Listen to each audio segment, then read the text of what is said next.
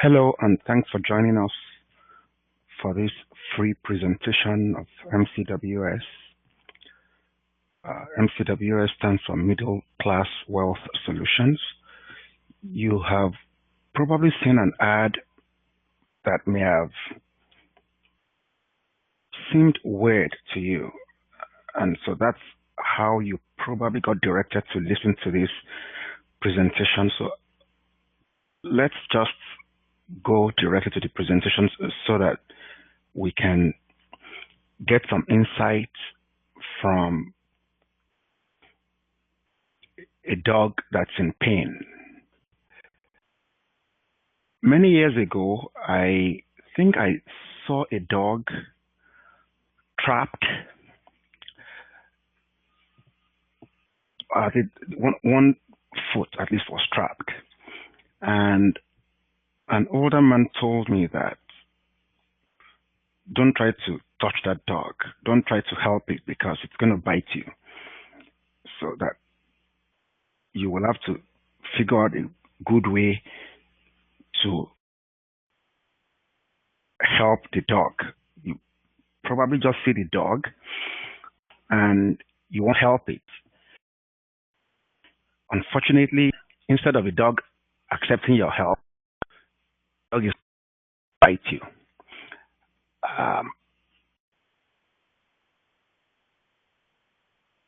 Here, this website says, releasing your dog from it is, in all cases, cover the dog's head with a shirt or jacket to act as both a muzzle and to calm the dog down. So that's the first step.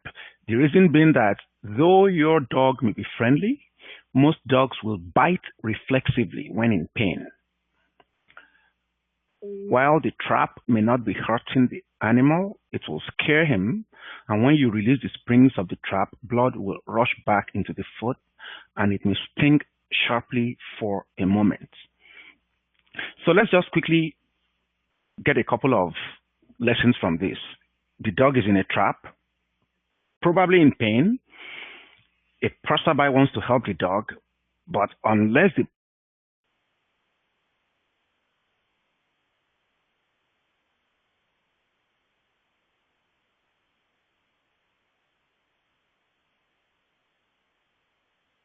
passerby, that's the same thing with the lives of most workers today.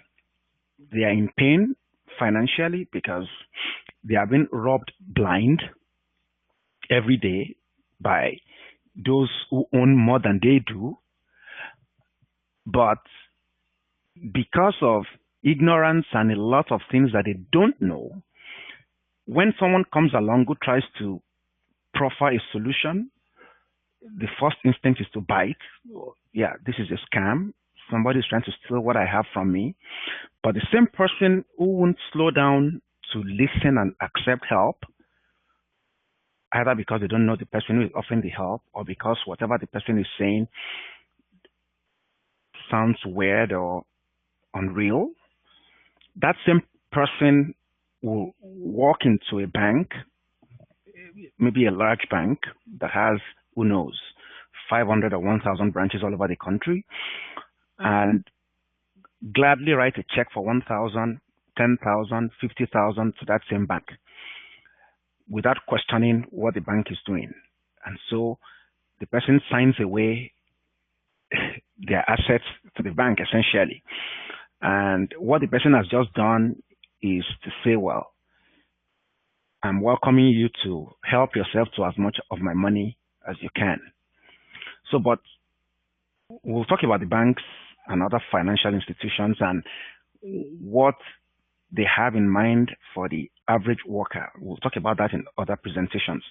Today, all we want to focus on is that don't be like that dog in pain. Yes, whatever you are hearing may sound weird. It may sound unreal.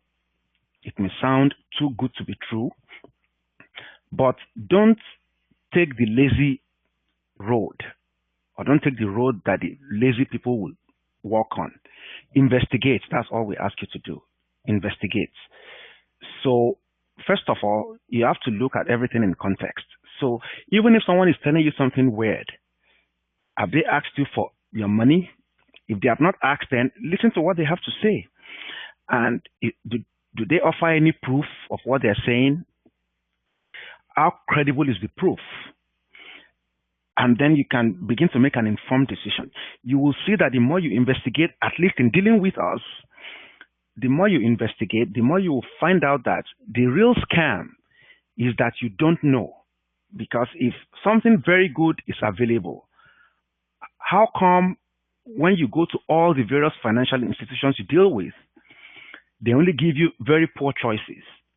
Because when you think about it, if you start out from zero or 1,000 or 100 or whatever it is you have, going from 1,000, taking your $1,000 and getting it to say $1 million, for example, you can compare it to wanting to travel from, say, Vancouver to Halifax in Nova Scotia.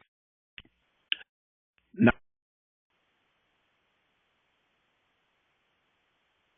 there are many ways you can get there. God help you if you have to do it in the winter. You'll probably die on the way if you're not careful. You can ride a bicycle there. Again, like I said, God help you with the elements, depending on the season and how safe it is. You could go on horseback. You could take a train. You could go by air, commercial. You could go by air, private jets.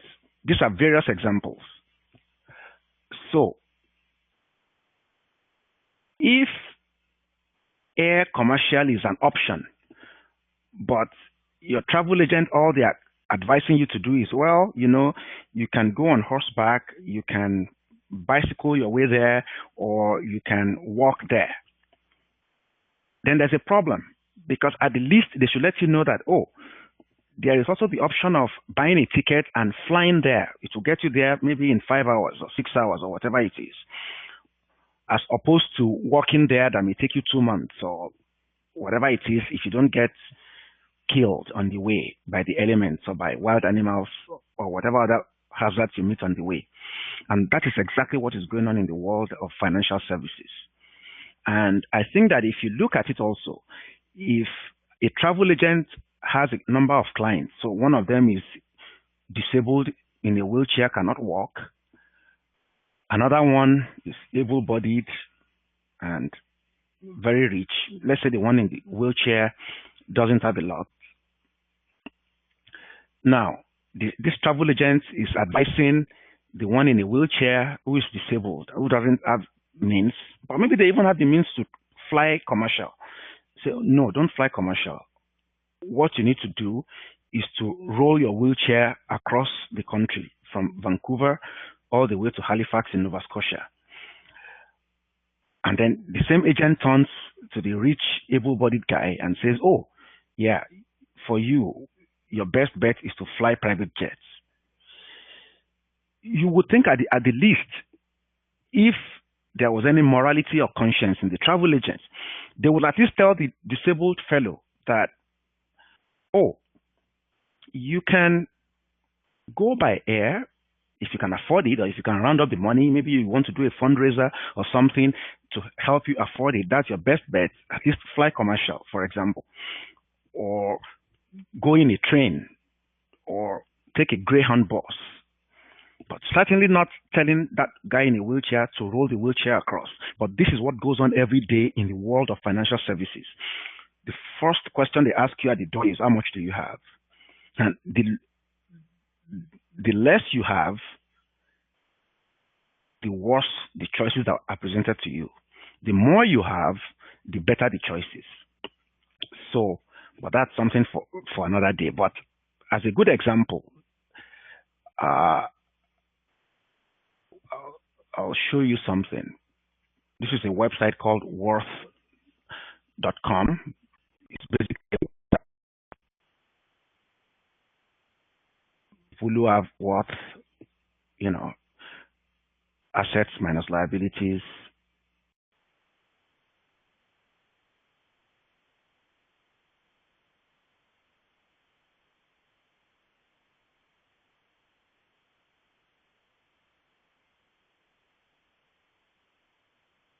about 10 Schmidt, and going by the telephone number, I believe he lives in the New York area, and that he also has his email address there, talkville.com. But look at information that he provided. So assets under management, 13 billion as of the end of June 2014. Largest client has a net worth of $1 billion. Methods of compensation is asset-based. It depends on how much you have in assets, but there's a minimum net worth requirement. If you are going to engage him for planning services only, if you want to invest your assets, then you need to have at least $25 million in assets. And if he's going to help you invest your assets, then you need to have at least $10 million in assets. That's just an example. This fellow has 38 years of experience. But when what you see in that ad sounds weird, this is why. Because the people who serve the very rich don't serve everybody else. Therefore, there are things they tell the very rich that the average guy on the street will never know, can live for the next 90 years or 100 years or whatever, but they'll never hear about it. So, but again, we'll save all that for another presentation. So the last thing I want to encourage you to do is to go to YouTube. Unfortunately for this recording, we'll be able to play the YouTube video and get it to record. In a live web seminar, we're able to play a YouTube video for you to view. But you can go to YouTube yourself and just type in the search box, Trust space glasses, TRUST, and then GLASSES. And the first one you see, the first video you see at the top is Trust Glasses, Stephen M.R. Covey. That video is just 1 minute, 1.5 minutes, 1 minute, 25 seconds. Listen to that video. All he demonstrated in that video is that you see things differently depending on the lens through which you view it. He gave an example of going fly fishing with an instructor on a clear, sunny day, and they were in the river, and the instructor or the guide asked him, "So what do you see?" He said, "Well, I see a beautiful river." And the guy gave him polarized sunglasses. And once he put on the polarized sunglasses, he could now see through the water. He saw fish swimming all over the place. And the lesson he brought out is that the fish was there all along, but until he put on polarized sunglasses, he didn't see the fish. And that's what he was saying, that when you stop thinking about how somebody wants to steal from you and, come in with a neutral mind. Yes, you still have to be on guard to watch out for someone who wants to steal from you, but your reflex is not like that dog in pain that instinctively on reflex just wants to bite without processing that, oh, maybe this person wants to help me. So if you stop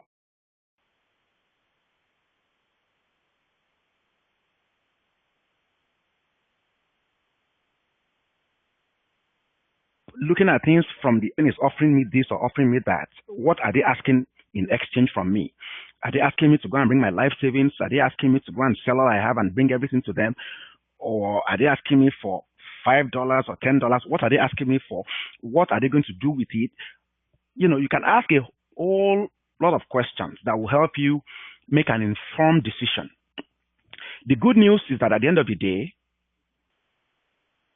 I guess that maybe less than 1% of people will do what I consider to be the logical thing. And that's why they say common sense is not common. Because what most people think of as common sense is what you should call conventional wisdom. Yeah, this is how everybody does it. But in our own opinion at MCWS, conventional wisdom is actually mass or herd, like a cow herd, HERD, herd stupidity. So many times, 90% or more of the people are doing the wrong thing, but because their neighbor is doing it, their sister is doing it, their brother is doing it, they believe it's the right thing to do. So you have a choice at this point. You can investigate, which is what few people would do. That's the road less traveled, but that's the road that presents you with the best opportunities. Or you can also behave like that dog in pain and just go the lazy way and see everything negatively and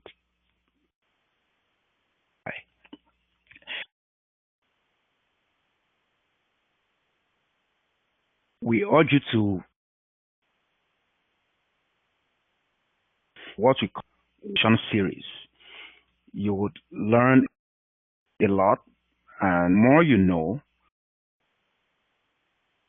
the more you think you will see what you've been missing out on, what is available either by way of knowledge and or tools to less than 0.5% of the population, and how that less than 0.5% of the population